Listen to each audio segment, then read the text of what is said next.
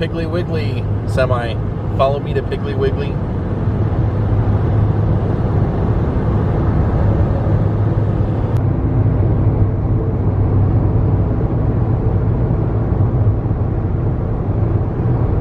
So our official count is we are 230 miles from Graceland.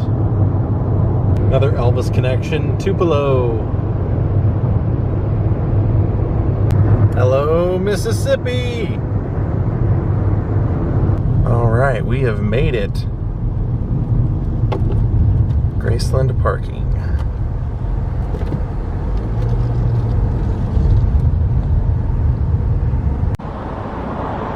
Elvis Week doesn't start till tomorrow, but I already feel like we're in the swing of it. And we have plans tonight with an old friend. Just gotta pick up some tickets.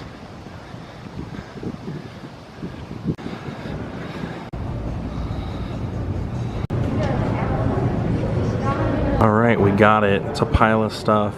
So the other reason that I wanted to stop here is my girlfriend's coming into town in the morning, and I wanted to get her something to surprise her. So I stopped and got her a Lowell Hayes.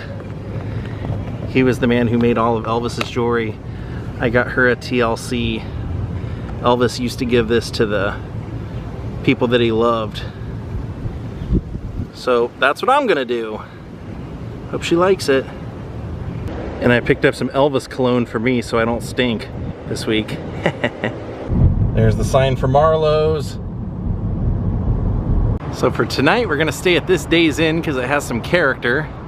And then tomorrow we'll move into the guest house at Graceland just because during Elvis Week it's so freaking expensive. I just wanted to save myself one night of that expense. Plus, look at that mural, how awesome. All right, I'm able to lay everything out. I'm gonna start scheduling our stuff. They gave me a brochure with all the events. This giant stack right here, these are all our tickets for all this stuff. Our really cool parking pass. Our lanyards are great, look at that. I can't wait to walk around with that. And then our TCB pass. And then on the day that Elvis passed, we're gonna wear those and go get our picture with James Burton.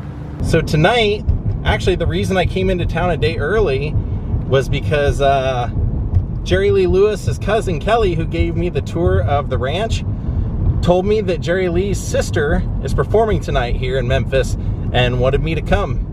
So that's where we're going. So tonight we're hanging out at the famous Hernando's Hideaway. And if you've never heard of this, or if you have and you need reminded what this was all about, that story of Jerry Lee Lewis banging his car up into the gates of Graceland and getting arrested, he had been drinking here all night, and when this closed down, he went from here over to Graceland and did that. And tonight, Gail Lewis is performing. Look up there in the window with Hank Williams. I gotta say, I dig the company car. It's got the horns on the front.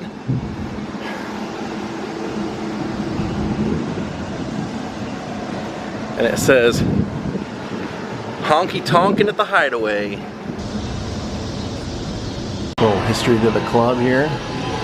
Jerry Lee Lewis appeared here so frequently he called this club his office. Cool, the old Louisiana Hayride banner. Look, there's an Elvis suite.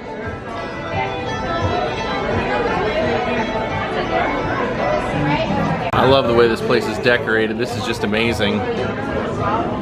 Very old school. And speaking of the killer, they got a big picture of him right here on the wall, right by the bar. I'm at the head table here in front. Check out the great stuff that Kelly brought me. She brought me some magnets, a keychain of Jerry Lee at Sun Records, and then a couple of t-shirts. But you've come a long way because you're in California. Check this out. She also brought me a Jerry Lee Lewis 80th birthday celebration t-shirt. Look at that. Queen of rock and roll, Gail Lewis. It's so nice to be back here again. I have a lot of friends here. I can't name all of them because it would take the whole time that I'm supposed to be playing. So, but I'll just say thank y'all all so much for coming here tonight. We're so glad to have you. Woo!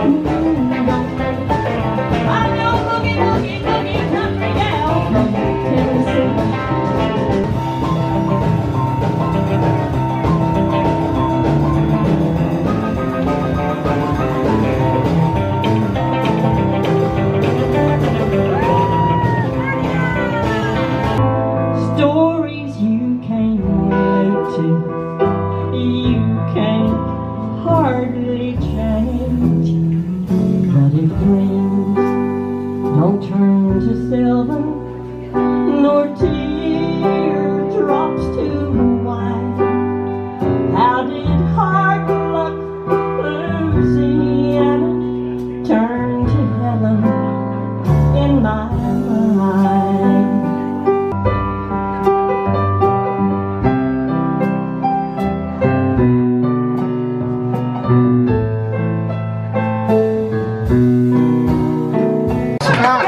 Danny, were you here when I was right there at the table.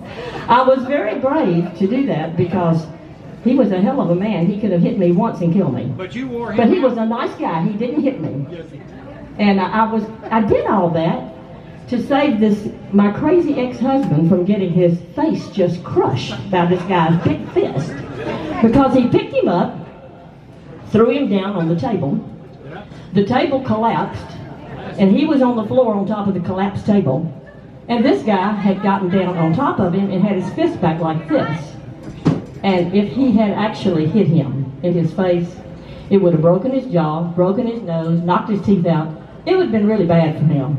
And even though he was in the wrong, because the guy kept saying real loud, screaming out, he's blankety blank blank my wife. The F word. This is a stream, so I can't say it. But he was saying that very loudly, and of course it was true. Because he was really a bad runaround. And I couldn't wait to get a divorce from him and marry my husband Eddie, which I have now done. But anyway. She beat the guy with a shoe, with her shoe. I hit this guy with my shoe, and I saw Ruth Buzzy a couple of nights ago, and I said, Ruthie, it was kind of like when you were hitting him with your handbag on Laughing. I was just hitting him in the top of his head with my shoe. But I will never forget that, and I think it was right over here this way, wasn't it, Danny? Somewhere over there. Right over there. Yeah, Mary Ruth was here, but she was probably busy. And somebody said to me the other day when I told this story, they said, well, what did the audience do? I said, they laughed. Everybody was just laughing, actually. But anyway, that's when I learned the song. And the song is called, You Can Have My Husband, But Please Don't Mess With My Man. And as Robert Tinsley used to say, you can have Bobby Memphis, but don't mess with Eddie. That's the next song. Well, you can have my husband, but please don't mess with my man. You can have my husband, please don't mess with my man. I'm telling all you women, I want you all to understand. Everybody, a lot of people that are Elvis fans, but Bardall in particular, because he actually knew Elvis and ran around with him back in the day. So, yeah, we're going to do some Elvis songs for y'all. I do them all the time, even when it's not Elvis week. But you know what? Let's start out with the Carl Perkins song that Elvis covered. And you can play some wonderful guitar for us, Mario. Oh, it's a secret. Oh, in this one for the money, two for the show. Be ready now, go catch her, but don't you step on my blue suede cheek. You can do anything, baby, off of my blue suede cheek. You, my blue suede cheek. My blue suede cheek. You can do anything, baby, off of my blue suede cheek.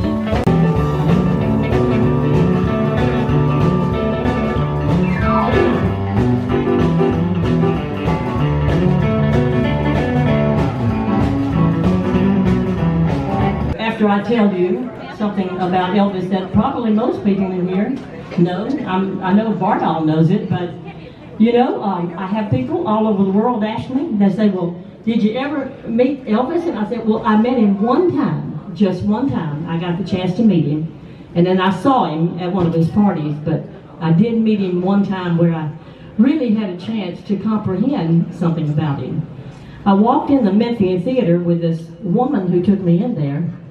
I wouldn't say she was a lady, but there's a woman who took me in there to meet Elvis, and I think she did that because she wanted to see him again herself, because she didn't like me, so she had to be doing it for herself. So we walked in the Memphis theater, and I was just a teenager, and I didn't think too much about going in to meet Elvis. It just didn't, nothing registered with me. I just said, okay, so what? So I walked in there, and I looked over at the concession stand, and Elvis was standing there, and some of that light was coming through on his face, and I thought, oh, wow. Because, you know, a lot of people will ask me, they say, well, was he as good looking in person as he was in the movies and the photographs and stuff? And actually, he was 10 times better looking in person. The camera could not capture his beauty. He was beautiful and masculine at the same time. He was absolutely gorgeous. He walked across that lobby to me and to this woman that was with me. And of course, the closer he got to us, the better he looked. So he came on over there, and I shook hands with him, and I'll never forget it as long as I live. When I shook hands with him, he kissed my hand with those sexy lips. It was amazing. And then he talked to this woman who had brought me in there, and he was leaving. So as he's leaving, where we're standing, he walks halfway back across the room, turns around, and looks at me. And he was just dying laughing. He was just laughing so hard, and I thought, why is he laughing at me? What have I done? And then I realized that I had not said one word. I had stood there all that time, and it was really bad. I was standing like this.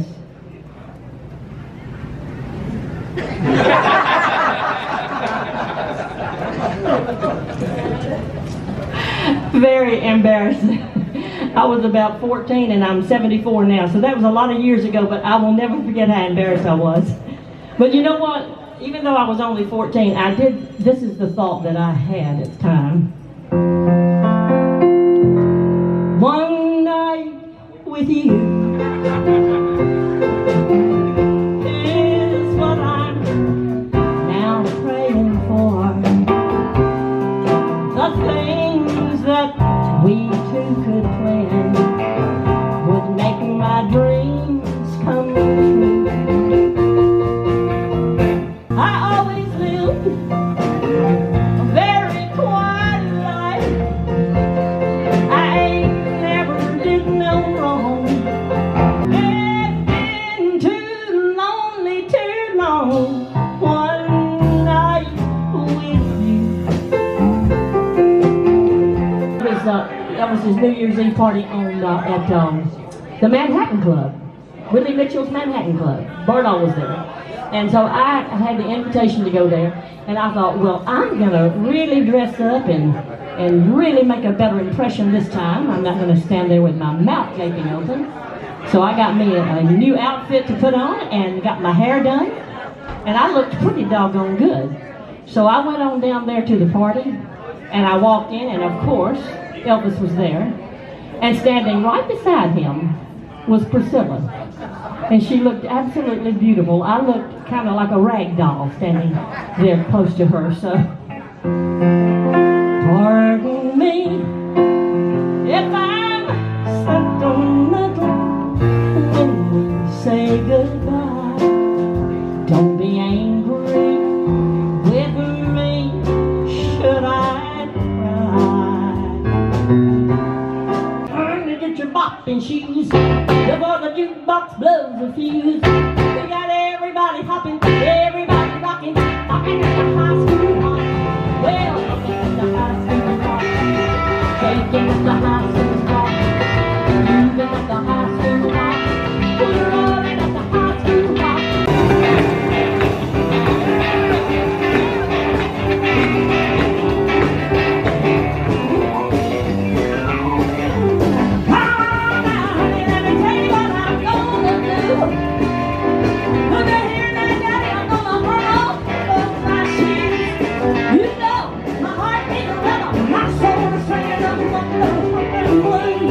In '57, he had his first big hit, and Mr. Sam Phillips of Sun Records sent him a check for $40,000. And in the '50s, that was actually a lot of money. It's not so much now, but in the '50s, I think that would be about $300,000 or something like that. It's a lot of money. So we lived down at the old sharecropper shack, the one I sang about earlier.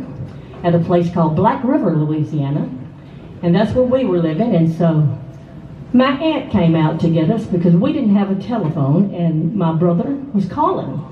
And he wanted to speak to my mother. So we went out there, and Mama got on the phone with him, and he said, "You know, Mama, I'm going to be making some money now, and I just got a check from Sam Phillips for $40,000, and I'm going to share everything I make with you and Daddy and Linda Gail and Frankie Jean." And so, of course, my mother was overwhelmed and so grateful to him, and so were all of us, my mother and my sister and my daddy and me. And I have to be careful when I'm telling this, because sometimes I might cry, because 3 of my family are gone now. It's just the 2 of us left, my brother and myself. But that was a wonderful day, because he came down to Faraday and bought us a beautiful brick home in Faraday. We moved from the old sharecropper's shack on the riverbank out to this beautiful brick home, and he put beautiful furniture in it. And he gave us $1,000 to go buy clothes, and we went to Doris's dress shop with $1,000 in cash, and they had never seen $1,000, and neither had we. But we went in there with that money, and you know, Mama had only had 2 dresses. She had a dress that she could wear at home and one to wear to church. That was all she had. So that day at Doris's dress shop, she bought everything they had in her size. So did my sister Frankie Jean and I. We bought everything they had in our sizes. Oh, we were flying high then. We went back home to our beautiful home and our beautiful furniture, and then Jerry calls back a couple of days later and he said, "You know, Mama, I think you need to get a new car." She said, "Okay, son, I'll do that." So by this time, you know, we have a telephone. So he calls back a couple of days later. He said, "You know, Mama, I was just wondering, did you get a Ford or a Chevrolet?" She said, "Oh, no, son. I got a Fleetwood Cadillac." So for the rest of her life, he bought her a brand new Fleetwood Cadillac every single year. You're eating, aren't you, Jason? Are you eating? I was going to ask you to come up and play piano with me. After that story? Yes, that's a beautiful story. It is. It's all true. But I'm here tonight, but I'm not in a Fleetwood Cadillac. I'm here in a rice burner. But it is my favorite color. It's red. So come on over, baby. Baby, you can't go wrong. I ain't thinking, whole lot of shaking going on.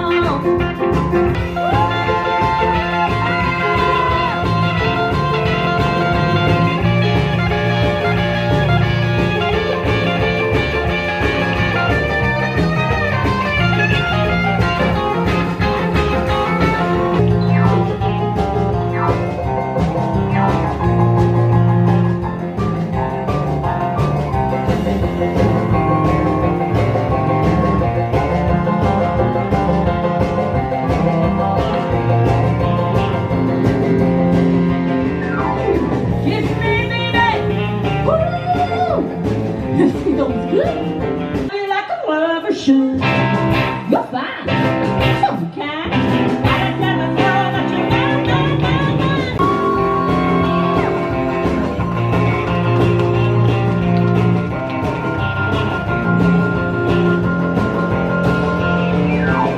Kiss me, baby. Woo! This feels good. Hold me, baby. I'm gonna love you like a lover should. We bought this from Dirty. My husband Dale went over to his house and bought it. And it's now in the green room here. Green room here. That is awesome. Thank you for showing that to me. I love it. We still have a lot of stuff to do out here, but I mean, Jerry Lee playing guitar, for goodness sake, at Hernando's Hideaway. I love that. In the booths in the other room, they have a TV that looks like a window, and you can watch who's performing on stage. And on that note, we're gonna call it a night.